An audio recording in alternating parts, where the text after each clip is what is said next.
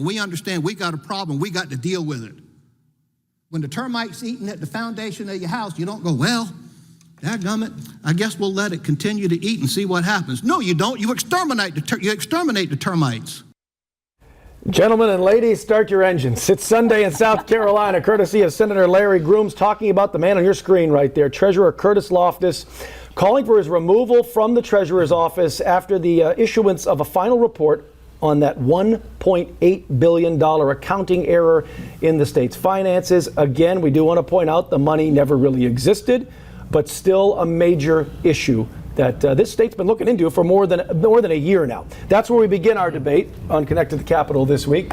We've got a lot on the plate, but we're going to begin with just a quick talk about that call for the removal. Catherine Glenn Foster's here, Dave Wilson. That is good old country wisdom right there. Sure is. You got to knock down the house. You can't let the termites take it. Knock down the house, and that's the point that Larry Grooms was making when he finalized that whole little talk right there, calling for the Senate to remove State Treasurer Curtis Loftus from office for a dereliction of duties. Now, Loftus immediately comes out and says this continues, this is not my doing, it was somebody else's responsibility. But there is a move in the Senate right now, which would require a 2/3 vote of the Senate, send it over to the House, a 2/3 vote of the House, and Curtis Loftus could be the first elected official in a constitutional level, which is the statewide offices, to be removed from office if that does happen. So it'll be a very interesting thing to see as that unfolds. I had a conversation earlier in the week with Senator Larry Grooms as part of a Connect to the Capitol Extra, and you can always catch that to see the full conversation that we had, but we'll have a conversation with them a little bit later today. Worth noting that if they do, in fact, try to get that vote, Treasurer Loftus could be on the floor of the Senate defending himself. He's done so far through the issuance of a statement saying, hey, look, you can come look at my books. Inspector Generals can come look at the books. SLED can come look at the books. Bring on the investigation. So I think we might see him on the floor of the Senate. That will be speaking of what you see when you start watching this show on a Sunday morning, It'll wake you up. That will be waking you up on a Sunday morning, that's for sure. Who needs coffee? Who needs Folgers in your cup? Other money matters. We're talking income taxes. But this will wake you up too. Taxes, not a real fun subject. But when you talk about cutting them, I think we got people's attention. Proposal put forth this week by the governor, the House Speaker Murrell Smith, and a lot of lawmakers saying we're going to try to do this. Exactly. So we had already seen income tax reduction. Now we're looking at a proposal to take that tax rate down to a flat tax of 3.99% across the board. For the Speaker of the House, this really is about South Carolina competitiveness, attracting more businesses into the state and making South Carolina a better place for business and to live. And he's going to be in here in the studio to talk all about that. Looking forward to that conversation, for sure. Tort reform. That's been a long conversation. That was a 4-week conversation in the Senate. In the Senate. We've been talking about it for about 12 weeks, but and their debate seemed that long. S-44, a controversial measure. It changed throughout the course of the debate, but now passed by the Senate just a few days ago. We'll see what happens next. So a couple of weeks ago, we had a conversation with Senator Michael Johnson out of York County here, and an extended Connect to the Capitol segment. In that conversation, he was basically explaining you've got trial lawyers, you've got insurance companies, and you've got victims, and somewhere in the middle is the consumer. And they were trying for 4 weeks to try to figure out how do you rebalance that, because you've got small businesses that have been hurt. One of the major things that they did here was cut the requirement of insurance for bars, restaurants, and VFWs from $1 million down to $500,000, and then also spread out, as Catherine, you've talked about on the show, how do you, instead of putting all the responsibility on one, how do you spread that responsibility out to everybody percentage-wise based upon who was responsible for that? So that's an interesting conversation, but they finally did move forward on that. What happens with it in the House? That's the real question, because they passed a liquor liability bill a couple of weeks ago. A lot of people seem happy with. Yeah, and so the question is whether or not the Senate and the House will find some way to continue talking about this, or are we going to be stuck here again for a while? Something tells me we're going to be stuck. We'll find out. Time will tell. There's still time left on the clock. The game isn't over yet, so we'll see. But other issues this week: education, the money that's been set aside in the House version of the budget, teacher raises, money for safety enhancements. We're going to have Sherry East from the South Carolina Education Association here to talk about some of the priorities her group sees that I think a lot of people might recognize if they have children in the system. Absolutely. And the governor has been explicit in his calls for education policy reform, for the teacher raises, for your protection for the students and the teachers in schools. We're going to be talking with Sherry about a couple different major topics, including on a Connect to the Capitol Extra, but specifically focusing in on the Education Assistance Act, looking at teacher recruitment, teacher retention, dealing with burnout and classroom resources and support. So looking ahead at how we better support our teachers in the next generation, as well as at some of those businesses coming into South Carolina, what that means for tax abatements and what responsibility those businesses have to give back to the community that they're moving into. Absolutely. Finally, we're going to roll the dice on the last segment. Definitely rolling the dice on this last one. Casino gambling in South Carolina. We know it's not legal. Right. But there is already a plan by a private developer to set one up. There's a private developer. There's also a plan in the House that could potentially make it happen. Right. You've got a private developer out of Greenville, South Carolina, who's looking to pour about $1 billion into an area along I-95 and what's called the Corridor of Shame in that particular area to open up opportunity there. But the one hindrance that we have right now is that the only form of legalized gambling in South Carolina is the South Carolina Education Lottery, which is run by the state. And so one of the big arguments that we're going to be hearing, and we hear it from Representative Todd Rutherford in just a little while here on the show, and you can always connect with the Capitol on one of our extras on the website as well. We will have a conversation with him about what does it mean to bring a casino into this area, the number of jobs that could come into the area, and going back to our conversation that we had just a minute ago about reducing taxes. How do you balance reducing people's taxes but also keeping revenue in place that you're going to have? Representative Rutherford has an idea on that one based upon what we could see going on with this casino, which could be right there in Orangeburg County. Yeah, right there in Orangeburg County. The old Santee outlet malls, they've been vacant for the better part of 2 decades. The plans on this are pretty extravagant. They really are. And Representative Todd Rutherford will be in here, sponsor of that bill, too, that could potentially legalize it. We'll have an extra with that as well. So a lot on the table this week. Let's get you connected to the Capitol. Today is the day that South Carolina takes back their income tax policy from Washington, D.C. Your money that you make, that you earn, that you have is your money. It belongs to the taxpayers. The government has no claim on it until you make it. Here comes the money. At least that's the plan that was put forth at the State House just a few days ago. Income tax reform. That's probably music to the ears of a lot of people. More money in your pocket. Catherine, Dave Wilson here to talk about this, and the House Speaker, Murrell Smith, who you just saw a moment ago. You talked about taking claim of the tax code, taking it away from Washington, if you want to break that down a little bit. Yeah, it's interesting. We're one of 5 states in the union that start off your tax return at the federal taxable income rather than your adjusted gross income. So what that has done for us in South Carolina is Washington, D.C.'s tax policy is basically adopted by South Carolina. And so what it has created in this state is that 44% of wage earners in South Carolina do not pay any state income taxes. And it's not the lowest, it's all over, it's every category, up to even the people who make $1 million plus a year do not pay any taxes. So what we were trying to do here is to let South Carolina develop their own tax policy. What do we tax, what don't we tax, and what deductions you have and what deductions you are not allowed, and then apply a flat rate, a low rate to our income tax rather than a progressive rate that we have now.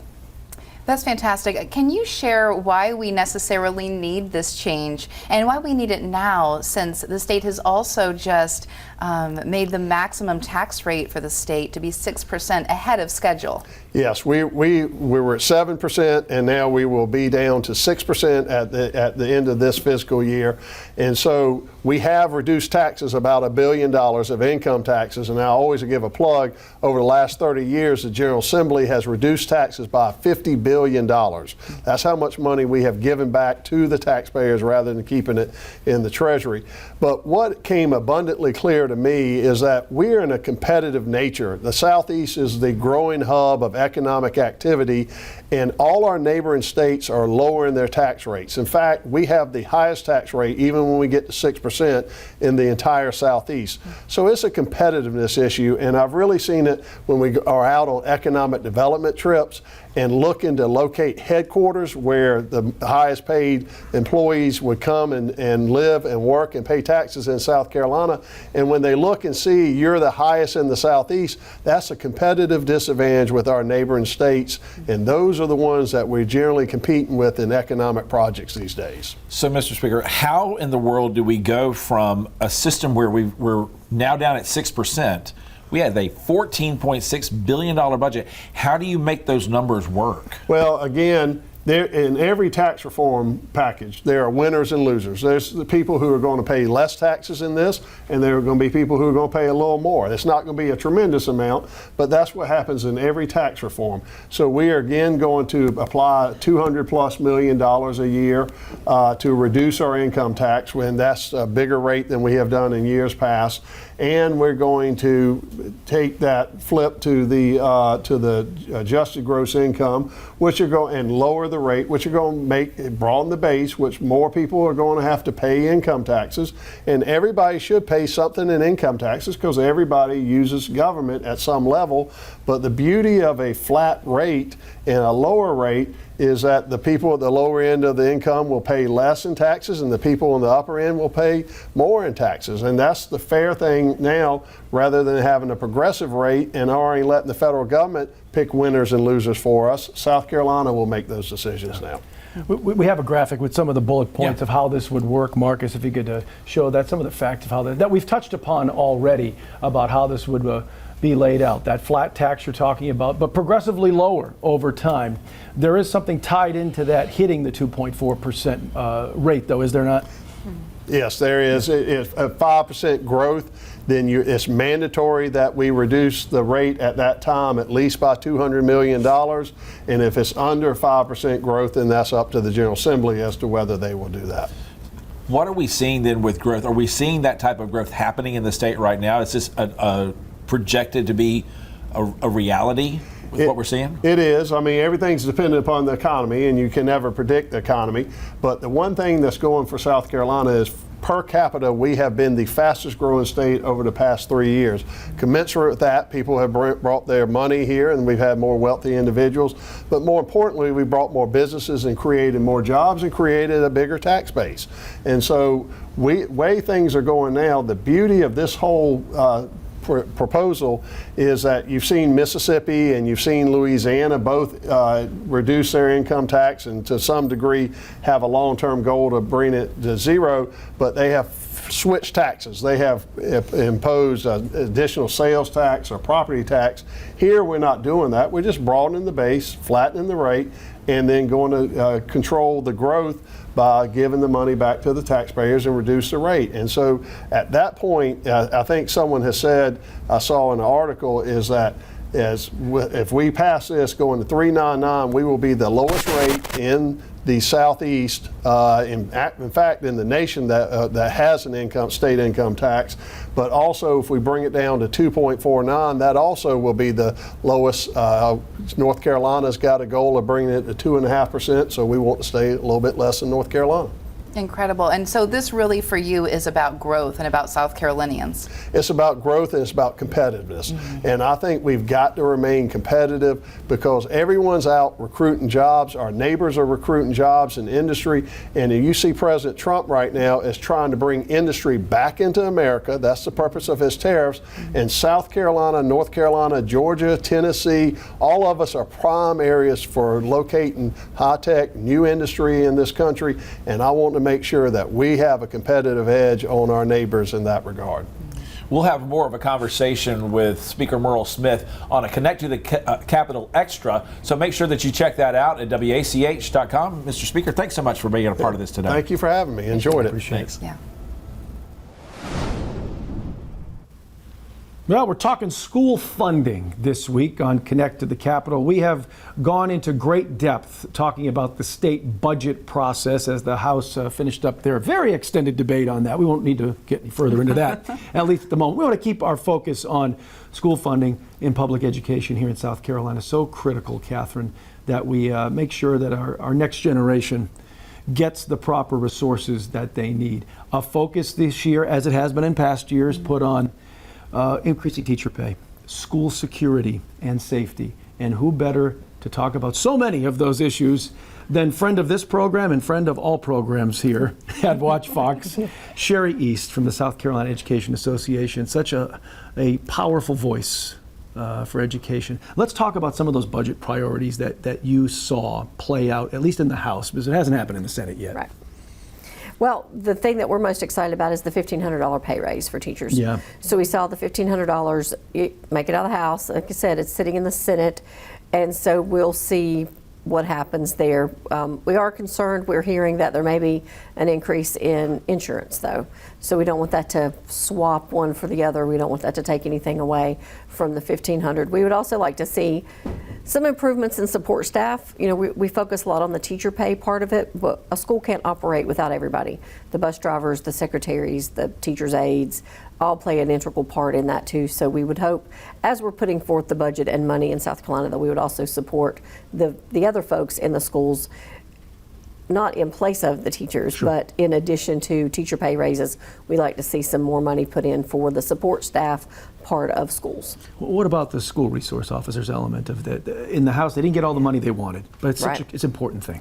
Absolutely, and we've seen that over the years with the school safety issues that went on. And you know, Governor McMaster's been on that for a while now, that we want a school resource officer in every school.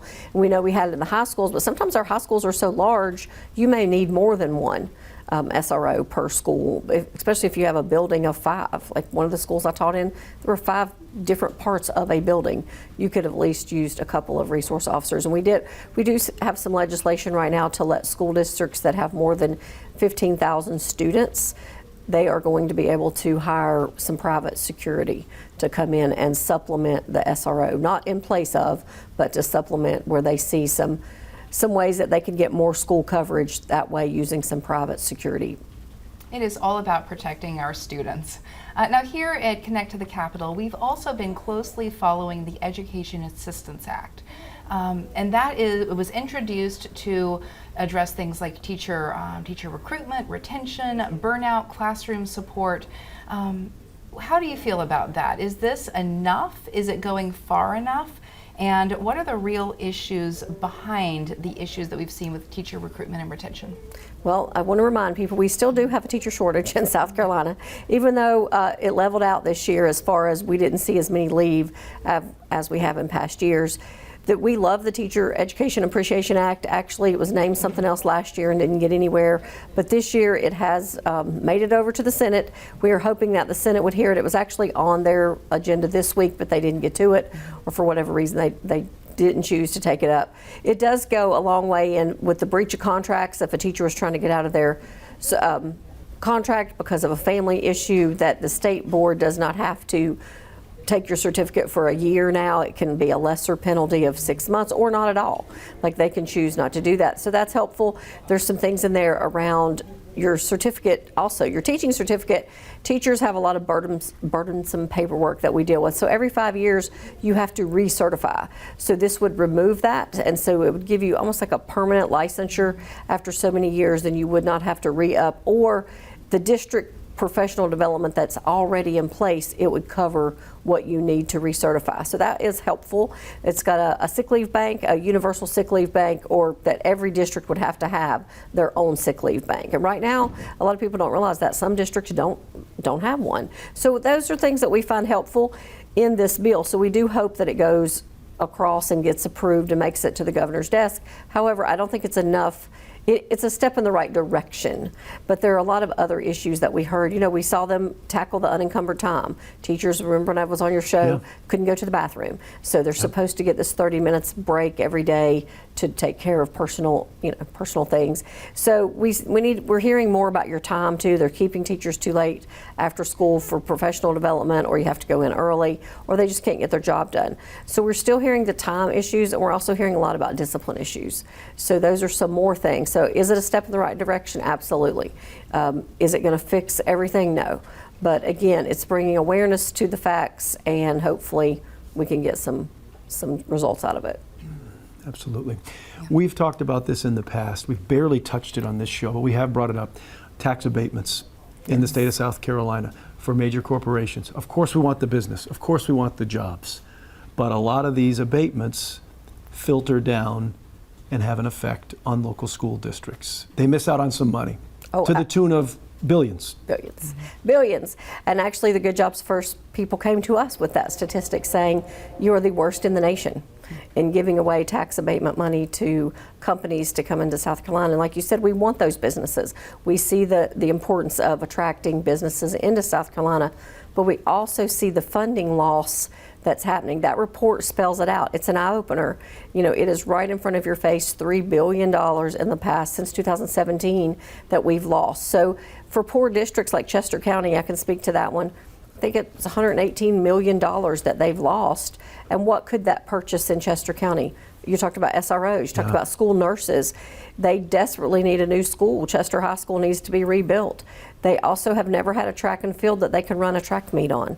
So those kind of things are real issues, real funding disparities that, and we get it, bring in the businesses, but our answer to that, or our ask, is hold the school districts harmless in these deals. Make them pay their taxes to the school districts, or even half. Make them pay 50% of their taxes to the school districts. The other thing we found is that school districts aren't aware. Like, they're not even aware these deals have went on or what they've lost out on. So we want somebody from a school district or school personnel involved in the deal. So invite us to the table. Let us talk about the needs that the school district has and how we can work together. And the other thing is we noticed is there, not only it's just a move in, like, oh, we're going to give you a break for coming to South Carolina. We're giving you a break to live here forever. I think Volvo has a 40-year deal. Like, that's not an incentive to move here. That's an incentive to never pay taxes here. So in this era of tax reform, we don't want to pay our tax, we want, no state tax, income tax. How are you going to fund your goods and services in South Carolina? So, and these companies, the other eye-opener was I looked up their profit margins. Like, okay, are these struggling companies that, they need a break to set up shop here? They're not. They are making billions of dollars in profit. After their operating procedures, they're still raking in billions of dollars in profit. These are not companies that need the tax breaks. These are companies that can afford to pay for a school to be built. They can afford to buy a school nurse. They can afford to help fund the communities where they're living. They say they want to help grow these communities, and these companies are going to be the reason people move and live there. Well, then prove it. Prove it with what you budget, or prove it with what you're going to pay to your local school district by living in that district. So we really hope that we can get some bipartisan support for a tax abatement reform. And we definitely want these companies to move to South Carolina, but also not at the expense of the next generation, our state students. Let's take a step back to the macro level and talk about what's going on up at the federal level. We're seeing threats of cuts to different programs, education funding programs, and even talk of starting to dismantle the Federal Department of Education. Is there any risk of a trickle-down effect to South Carolina education and students?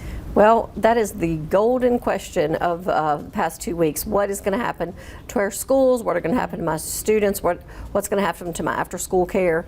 So we have been fielding a lot of calls, especially from schools that are Title I. Title I is your poverty index for schools. So there's lots of title monies that flow into South Carolina. So we're all very nervous right now about what's going on in D.C. because there are still laws that apply to special needs families, disability, your title monies, and all of that. So, I mean, in theory, all the money's going to just leave D.C. and end up in Columbia, and Columbia's going to divvy it out where it's supposed to go. That's where we get a little nervous. Are we set up for that? Are we ready for that? You know, can you assure Williamsburg County that they're still going to get the 10% that they get from the feds because of their IDEA and title money? Yet to be seen. You know, I don't know. It is making a lot of people nervous. We hope that we're set up, and we hope that we have what's best for children in our radar right now, but a lot of people are very nervous about all the programs. And we've seen some districts right now, because of the DEI initiatives out of DC, one district was told, I think it was Lawrence County, you've lost $10 million in funding for a grant because it had DEI language in it. We have a program at USC in Carolina that's putting 15 support staff in the pathway to become teachers. They were told to cease their program right now. Like, all funding for those potential teachers is gone. They're in the middle of appealing that. So I think there are those things that are going on out there that people aren't aware of, that it is the trickle-down effect from what's happening in Washington to what's going to happen in your school. All right, a lot to talk about for sure, and we're going to do that. We're going to have a Connect to the Capitol extra segment. Catherine and Sherry will be doing that. You can always find that on our website, wach.com. All right, that right there could be ruins to riches. What you're looking at there, the old Santee Outlet Malls, Orangeburg County. A development company owns that property. They want to make it a casino. Of course, state law would have to change a little bit to cash in on that. Just a bit, yes. Yes, We don't actually allow that in South Carolina. But there is a proposal on the table at the State House that could do that. Right now, it would be in the House. So. And joining us right now, the Minority Leader, Todd Rutherford, here from Richland County. Representative, there have been a lot of times in South Carolina history where there have been promises made to what was called the Corridor of Shame, that was inaptly put that way more than 20 years ago in a documentary. Why in the world would we be looking to put a casino in this area, and what does it mean economically for an area like Orangeburg and that whole region? Well, the short answer is it means money and it means jobs. And when you have a corridor like you just saw on the television, where you can clearly see this blight and no rush right now to do anything about it, and here we have an answer. And it is taking the Tier 4 counties, those counties at the lowest end of our economic spectrum, and those counties that are along the I-95 corridor. So you're focusing in on a particular area that has been particularly hard hit, and saying, hey, here's the opportunity. And that opportunity is going to be casino gaming.